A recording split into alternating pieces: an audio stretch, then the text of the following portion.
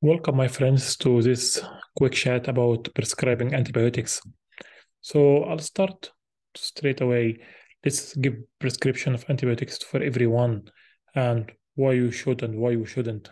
So starting with one of the cases came to us, and the lady, she received Cipro for UTI, and she came with this. And bear in mind that tendinosis or tendinopathy or rupture tendo Achilles is one of the side effects of Cipro, and it could happen few months after. So this is a bit strange and need to be taken in consideration. Another gentleman, he was in his 70s and he received antibiotics for upper respiratory tract infection and came with coffee, ground vomiting, and he had a severe gastritis and ulcer. Now, this patient had received Cipro for a UTI and came with progressive diarrhea, and he had pseudomembranous colitis. So at that time, did it worth it? Like if you have the simple UTI, very minimal symptoms, does it worth it?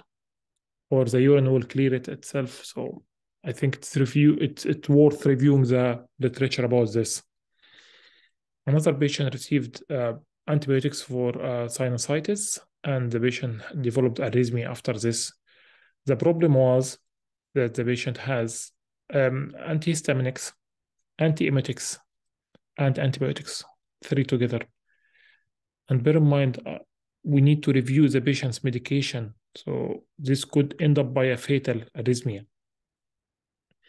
And this will bring us to the drug-drug interactions. Before prescribing any new medication, we need to find out what are the patient list and how it look like.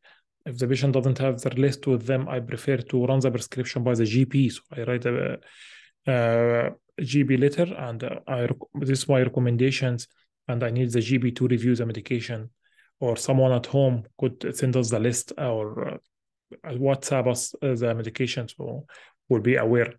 Ideally, give the medication in different times, not all together, as our patients like to do. Now, this patient, after taking sulfa for a UTI infection, they developed this severe rash. And this is kind of one of the dermatological emergencies.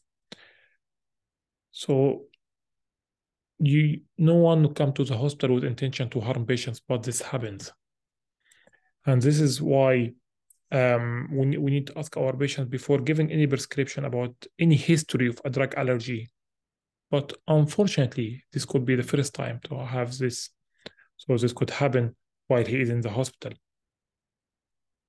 So coming from there, another one coming with vague symptoms after antibiotics, and you end up by injuring the kidney.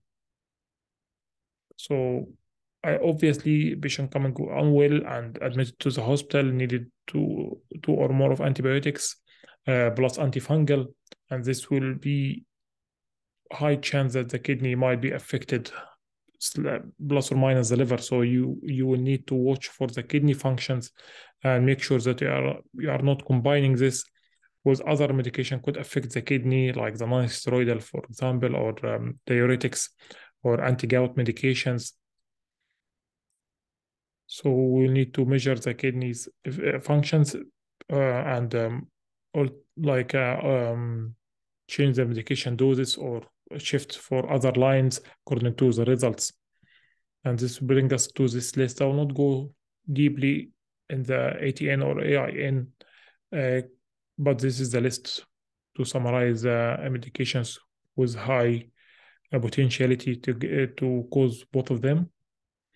Now, to end up with our elderly population or senior populations, they are quite sensitive to change of their medications, like for giving them sleeping tablets or antibiotics. Sometimes those antibiotics, which might cause gastric upset or metallic taste, they will reduce the water intake and they end up with delirium. And this could be quite hazardous for them. So need to make in consideration that there are someone watching them. So what are the alternatives? So I always think twice before giving antibiotics, and what's my patient circumstances.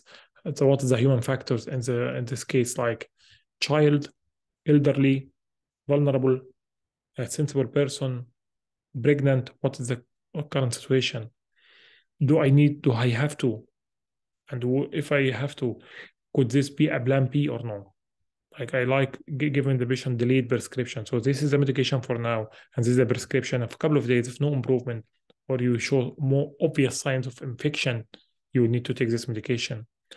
And I combine this with printed leaflet. If you don't have it in your hospital, there will be loads of them on the online. You can print a leaflet with information, what to expect, and what to do if you develop one of the side effects. Okay, and this is our responsibility to make a shared decision between the patients and us, and giving them all the informations. Safety netting. So we need to review the patient medication and try as much as we can to involve the GPs and make them and brought them to same page with us. If we can give the first dose either oral or parenteral while the patient in the hospital, so in case if there is any allergy, this is the right place to be. So we'll be able to treat and stop the medication and take it from there. Thank you for listening, and hopefully, if you have any comment or any thing need to be readjusted, contact me. And if there is any topic you want us to talk about, feel free. Anyone want to provide any content, I'll be more than happy to hear from you guys. Thank you.